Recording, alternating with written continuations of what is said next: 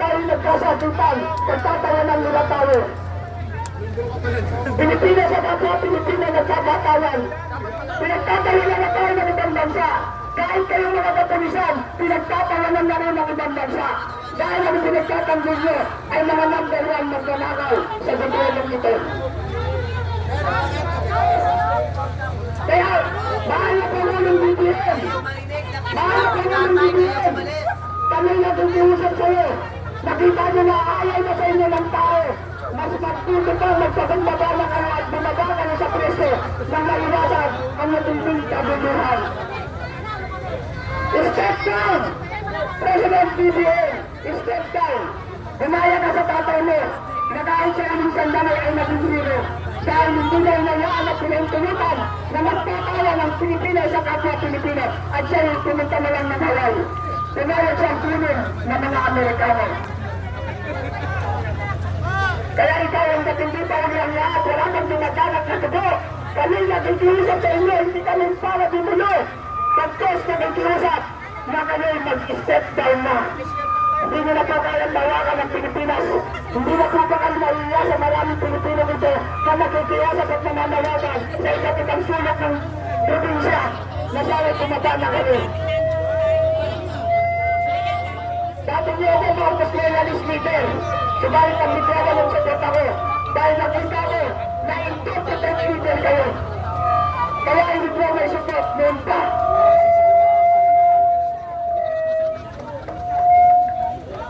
Kaya mga na-BBM, hanggat hindi taon lang lahat, hanggat hindi pa lang yung naabot sa Malacanang, mag-step down ka na.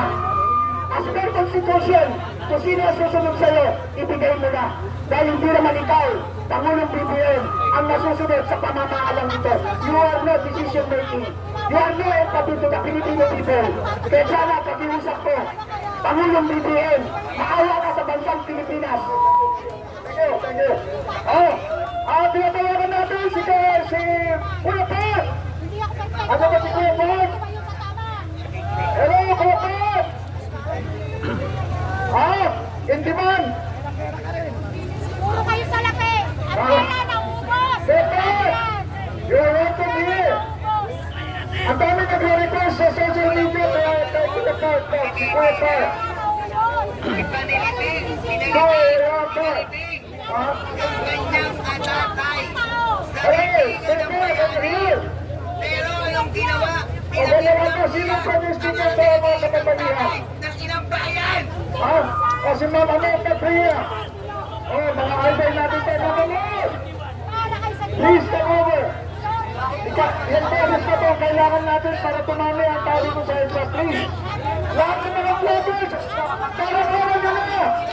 Please, invite, motivate your followers to come to EDSA tonight. Walang tulunan, sabihin nyo. Lahat. Sa dami ng vloggers na sa dami ng cellphone ngayon, tell them, ask them, speak with them, to come tonight here at EDSA. And this will be the moment that we have been waiting for. This is the moment that will inspire the great people power. Okay, sumama na sa trio. Magandang gabi, Pilipinas! Pilipinas! Pilipinas! Bisaya na to! Unahan na to bumalikan! Mga Pistaya! Wala sa gobyerno! Paminay! Pagyan niyo! Di minali! Di mamangaya! Dirata! Servisyo! Saya naman na eh. Mga pleno sa bahay sa gobyerno, nagpapili mo sa mga tao para maservisyo sa inyong gibuhat, mga awat, mga pagkatog now!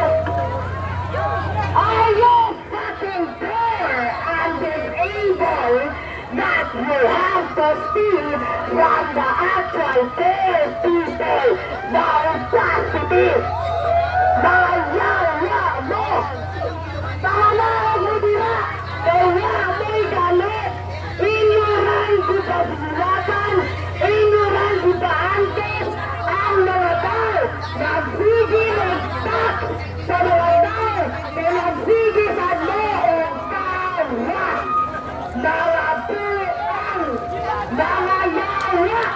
mga walay itlog, mga buhatong itlog, pamahaya mo nila sa Malacanang, kay inyong masumay, nagbugal lang na sa imahe, sa Republika, sa Pilipinas. Now, to our dear policemen, to our dear SWAT officers, to our dear armed forces of the Philippines. Sir, hindi po kami tumubi sa puto. Pumunta po ako dito sa Manila dahil hindi nyo kaya kamahalaan ang pagnanakaw sa gobyerno. Ako ay naparito sa Manila dahil hindi nyo kaya kamagain, hindi nyo kayang panagutin ang mga magnanakaw sa harap-harapan, magnanakaw sa kaban ng bayan. Pinagago kayo! Tinutulungan kayo! Nanginyo mahal na Pangulo! Pinapadami niya ang mga adik, mga tutang ina. Kaya buwato sa inyo, patulungan niyo kami dyan!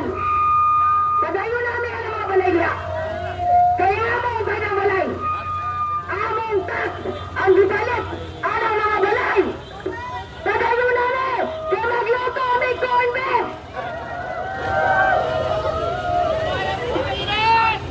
Mga kababayan, pwede bang dabahan muna natin ang ating emosyon at ang ating galit? Maaari bang tayong lahat ay sabay-sabay na manalangin? Kasi wala pong bagay na gagawin natin ang magtatagumpay kung hindi tayo sasamahan ng kayang may kapal. Pwede ba? Pwede? Lahat tayo ay yumuko. Manalangin tayo sa ating kayang may kapal. Aming Ama, nandito kami ngayon sa EDSA o Diyos.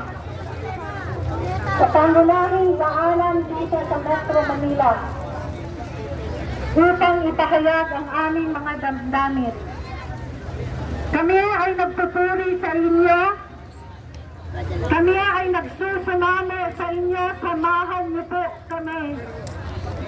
Ikaw lang po ang pwedeng sumama sa amin bilang mga taong bayan na naghihikahos. Aming Ama, itinataas namin ang iyong pangalan. Ang Diyos ang may hawak sa bansang Pilipinas.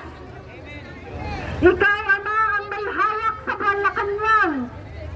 Ikaw, Ama, ang may hawak sa Senado. Ikaw ang may hawak sa Kongreso.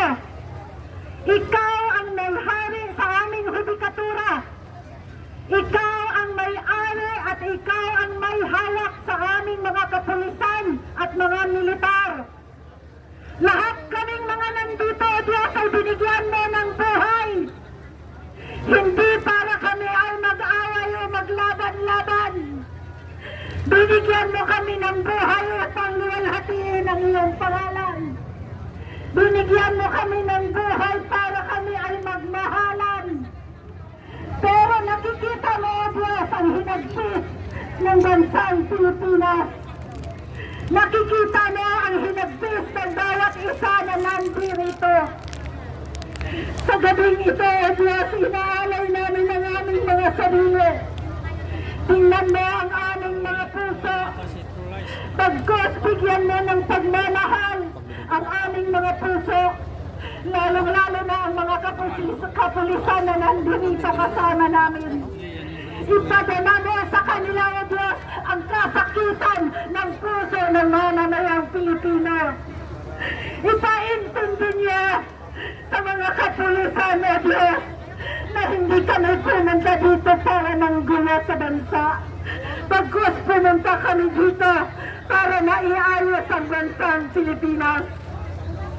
Holy Spirit, we ask you, surround this place with your presence. We rebuke the spirit of violence. We rebuke the spirit of rebellion. We rebuke the spirit of those who are ordering for anybody who is here to be imprisoned in the name of Jesus. Wala pong mabibilanggo na kahit isa sa leader nito ngayon. Dalangin namin na Diyos na Lindok, samahan mo kami sa araw na ito.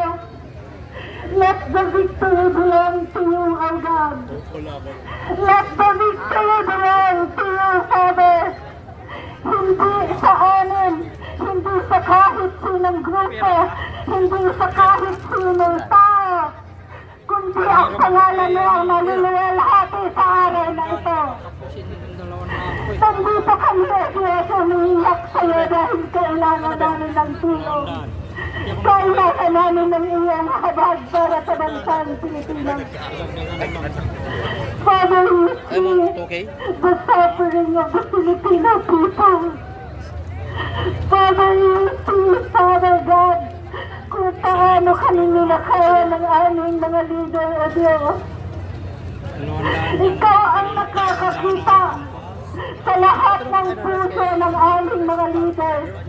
Pinagaling namin, O Diyos, ang otoridad na galing sa iyo, ibigay na sa taong bayan, hindi sa ilang tao lamang. Father, we are asking for your grace and your mercy. Inspire this place with your Holy Spirit. Let the angels surround this place in the name of Jesus. Tawagin mo ang lahat